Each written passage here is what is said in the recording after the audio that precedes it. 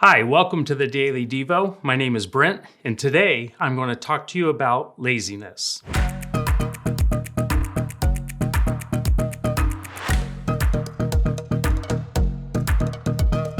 Did you know on January 1st of each year, 40% of the people will make a New Year's resolution? That's right, that's more people than watch the Super Bowl. But did you know that on January the 14th is considered National Quitters Day? That's right, National Quitters Day is when 92% of those people who made a commitment do not carry it through. What that means is a lot of us are just lazy. And laziness means that we're not being productive. Solomon actually talks about this. If you have your Bibles, turn over to Proverbs chapter 6, verse 6. In Proverbs chapter 6, verse 6, this is Solomon talking about a sluggard, and he's talking about an ant. The sluggard is the lazy person, and here's what he says. Go to the ant, you sluggard. Consider its ways and be wise. It has no commitment, no overseer or ruler, yet it stores its provisions in summer and gathers its food at harvest. How long will you lie there, you sluggard? When will you get up from your sleep? A little slumber, a little folding of the hands to rest, and poverty will come on you like a bandit and scarcity like an armed man. Solomon is saying, look, sluggard, there's going to be a consequence to your decision. You need to look at the ant because the ant is working hard. And nobody is telling the ant to work, but the ant knows that it needs to work hard for production.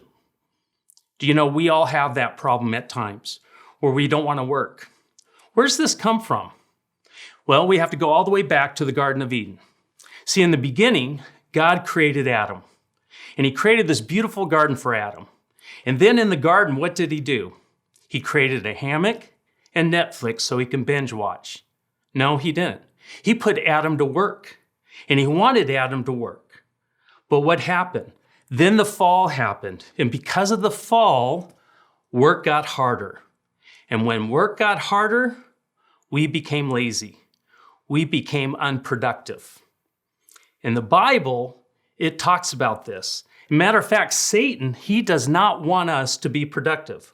Why do you think Satan does not want us to be productive? Jeremiah 29:11 says it. He says this, "For I know the plans that I have for you, declares the Lord. Plans to prosper you and to give you a future." See, Satan knows that there is a future for you.